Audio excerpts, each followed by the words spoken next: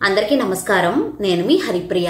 Welcome to my channel. ఇవాల్టి వీడియోలో ఏమిటంటే మనకు కార్తీక మాసం రాబోతోంది కదండి. కార్తీక మాసంలో మనకు పురాణ పఠనం, అలాగే స్నానాలు, దానాలు, జపాలు, వీటి విశిష్టత ఇవన్నీ కూడా తెలుసుకుంటూ అలాగే కార్తీక పురాణం మొదటి రోజు పారాయణం చేసుకుందాం. ఓం నమ శివాయ. హర హర మహాదేవ శంభో శంకర. సాంబ సదాశివ కాత్యాయని దేవతాయ నమో నమః. ఇంకా మొదలు పెడదాం. కార్తీక మాసానికి సమానమైన మాసం ఇంకొకటి లేదు. అలాగే కార్తీక స్నానాలు, దానాలు, జపాలు ఈ కార్తీక మాసంలో భగవంతుడి కోసం ఏ చిన్న పని చేసినా అది అత్యంత పుణ్య ఫలితాన్ని ఇస్తుంది.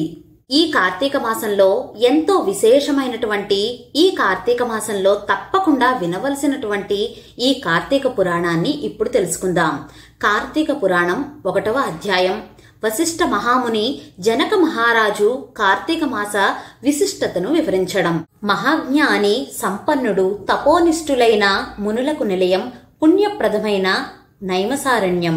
భారతదేశమందున్న ఈ నైమసారణ్యం రకరకాల పళ్ళు, కాయలు, పువ్వులతో నిండిన వృక్షాలు, చెట్లు, లతలతో అలరారుతుంటూ ఉంటుంది. ఈ అరణ్యంలో నివసించే చిలుకలు, గోరువంకలు, చక్రవాకాలు, హంసలు, మయూరాలు వాటి విన్యాసాలకు మనసుకు ఎంతో ఆనందంగా ఆహ్లాదాన్ని కలిగిస్తూ ఉంటాయి.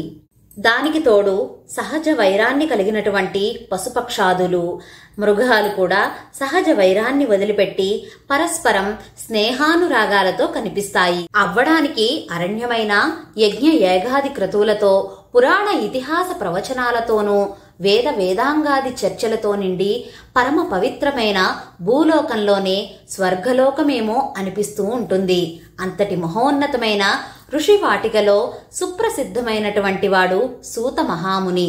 సూత మహర్షి వేదాంగ విజ్ఞానగణుడు, పురాణ ఇతిహాస ప్రవర్చన కర్త, భూత భవిష్యత్ వర్తమాన కాలాలు తెలిసినటువంటి మహాజ్ఞాని. తనకు కలిగినటువంటి జ్ఞానంతో వేద ధర్మాలను వేద జ్ఞానంతోటి సవివరంగా చెప్పగలిగినటువంటి మహామేధావి. సాక్షాత్ భగవత్ స్వరూపుడైనటువంటి ఆ మహాముని వల్లనే ఈ నైమసారణ్యంలో పరమ పవిత్రమై సకల విజ్ఞాన క్షేత్రమై మానవ ప్రబోధకమై ప్రకాశిస్తూ ఉన్నది. ఒకనాడు నైమసారణ్యంలోని ఋషులంతా సూత మహాముని దగ్గరకు వచ్చారు. ఆయన వారందర్నీ కూర్చోబెట్టి గౌరవించి, ఏమిటి అందరూ ఒక్కసారిగా వచ్చారు అని ప్రశ్నిస్తే, వారిలో ఒకరు ఋషులందరికీ నాయకులైనటువంటి సౌనభుడు నమస్కరించి, మీ కారణంగానే మేమంతా సమస్త వేద విజ్ఞాన సంపన్నులమై, కర్మ ధర్మ ఆచరణ ప్రవర్తకులమై, యజ్ఞ ఏగాది జప తపోనిష్ఠులమై పొందుతున్నాము. మీ చేత కార్తీక మాస మహత్యము చెప్పించుకుని వినాలని భావిస్తున్నాము అని చెప్పిరి. కార్తీక మాసం హరిహరులకు ప్రీతికరమైనది. ఈ మాసంలో 30 రోజులు కూడా పరమ పవిత్రమైన పర్వదినములే. ఈ మాసంలో చేసిన స్నాన జప తప దానములకు అపారమైన ఫలసిద్ధి లభిస్తుందని విన్నాం. అంతటి విశిష్టమైన కార్తీక మాస వైభవాన్ని అంతటిని సమస్త విశేషాలతోటి సవివరంగా విన్నవించమని, మిమ్మల్ని కృతార్థులను చేయమని ఋషులందరూ సూత మహామునిని ప్రార్థించారు. అప్పుడు సూత మహర్షి ఇలా చెప్పారు: మునిజన శ్రేష్ఠులారా, మీ కోరిక పరమ ఆమోదకరమైనది. మీరన్నట్టే కార్తీక మాసం అత్యంత పుణ్యప్రదమైనది. ఈ మాసం కేవలం హరిహరులకు మాత్రమే కాదు, సమస్త దేవతలకు కూడా ప్రీతికరమైన మాసం. ప్రతి మాసంలో ఏదో ఒక రోజు పర్వదినం ఉంటుంది. కానీ కార్తీక మాసం నెల రోజులు కూడా పర్వదినాలే. ఈ మాసం ధర్మ కార్య చరణాలకు, నియమనిష్టలకు నిలయం. ఈ కార్తీక మాసంలో కార్తీక మహత్యం విన్నవారికి పుణ్యగతులు లభిస్తాయి. ఈ మాసంలో సూర్య భగవానుడు తులారాశిలోకి సంచరిస్తాడు. కనుకనే ఈ మాసంలో చేసినటువంటి పూజలు, వ్రతాలు, దాన ధర్మాలు, దీపారాధనకు, నర్తములకు, ఉపవాసాలకు, పురాణ శ్రవణములకు, అనేక జన్మలలో చేసినటువంటి పాపములను కూడా హరింపజేసి పుణ్యగతులు లభిస్తాయి. అభీష్ట సిద్ధి లభించి జీవితం సుఖంగా సాగుతుంది. ఇహపరాలలో ఉత్తములుగా వర్ధిల్లుతారు. కార్తీక పురాణం గురించి స్కాంద పురాణంలో చెప్పబడి ఉంది. దీన్ని మొట్టమొదటగా పరమేశ్వరుడు పార్వతీదేవికి, శ్రీమన్నారాయణుడు లక్ష్మీదేవికి, బ్రహ్మదేవుడు నారద మహర్షికి, నారదుడు వశిష్ఠ మహర్షికి, వశిష్ఠుడు జనక మహారాజుకి వివరంగా చెప్పారు. వశిష్ఠుని దయ వల్లనే కార్తీక మాస మహత్యం వినే అదృష్టం కూడా కలిగింది. నేను విన్న ఆ విశిష్టమైన పురాణాన్ని మీకు కూడా వినిపిస్తాను, సావధానంగా వినండి అని చెప్పారు. ఒకనాడు పరమ పవిత్రమైనటువంటి ఒక రోజున వశిష్ఠ మహర్షి మిథులా నగరానికి వచ్చి జనక మహారాజు దగ్గరికి వచ్చారు.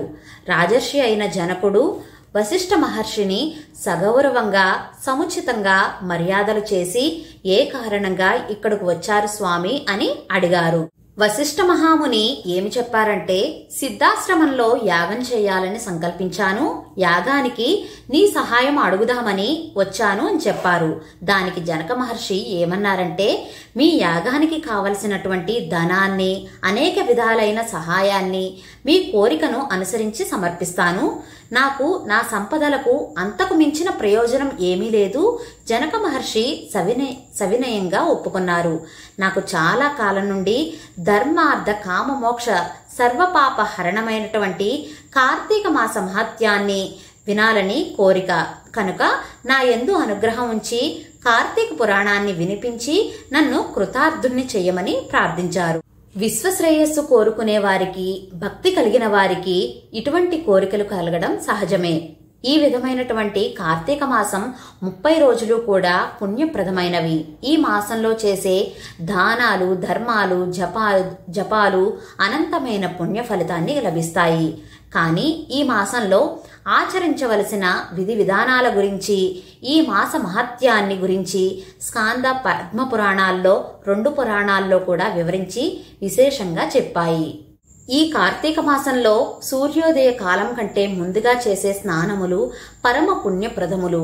ఈ మాసంలో గంగా నది సమస్త నదీ జలముల్లోనూ, కాలువలు, చెరువులు మొదలైనటువంటి సహజ జలాశయములన్నిటిలోనూ అంతర్లీనంగా ప్రవహిస్తూ ఉంటుంది. స్నానంతో పరమ పవిత్రమైనటువంటి పుణ్యప్రదమైన దాన ధర్మములు అనంతమైన ఫలితాన్ని ఇస్తాయి. ఈ మాసంలో చేసే పితృకార్యాలు, పితృకర్మలు 7 తరాల వరకు పుణ్యగతులను కలిగిస్తాయి. ఈ కార్తీక స్నానాలను ఆచరించడానికి స్త్రీలు, పురుషులు, పెద్దవారు, యువకులు, ఏ వయసు వారైనా సరే, ఏ జాతి వారైనా సరే స్నాన దాన జపాదులను చేసి తరించి ప్రయత్నం చేయవచ్చు. ఈ కార్తీక మాసానికి అధిపతి దామోదరుడు కనుక దామోదరుని పూజ, కేదారేశ్వరుని వ్రతములు ఈ మాసంలో ఆచరించడం వల్ల శివకేశవులు ఇద్దరి అనుగ్రహం కూడా లభిస్తుంది. సూర్యోదయానికి పూర్వమే చేసే స్నానం ముక్తి ఫలమైనది. మనం కార్తీక మాసంలో చేసేటువంటి దాన ధర్మాలు, సంధ్యావందనాది నిత్య కర్మలు, తర్పణాలు, దీపదానాలు, దీపారాధనలు, వనభోజనాలు, సమారాధనలు, సోమవార వ్రతాలు, కార్తీక పౌర్ణమి నోములు ఇవన్నీ కేవలం పుణ్యాన్ని ప్రసాదించడమే కాక శరీరానికి తేజస్సును, శక్తిని, మేధస్సును, మనసుకి శాంతిని, స్థిరత్వాన్ని, స్థిమితత్వాన్ని, సంపదను కూడా కలిగిస్తాయి. భుక్తి ముక్తులను ప్రసాదించేటువంటి ఏకైక మాసం కార్తీక మాసం. ఈ కార్తీక మాసంలో ఏకభుక్తం చేస్తారు. ఏకభుక్తం అంటే ఉదయం భోజనం చేసేసి ఉండడం. నక్తం చేయడం అంటే ఉదయం అంతా ఉపవాసం ఉండి సాయంత్రం నక్షత్ర దర్శనం అయిన తరువాత భోజనం చేయడం. సోమవారాలు, పౌర్ణమిలు, ఏకాదశులు మొదలైన రోజుల్లో చేసేటువంటి ఉపవాసాలు భుక్తి ముక్తి ఫలప్రదాలు.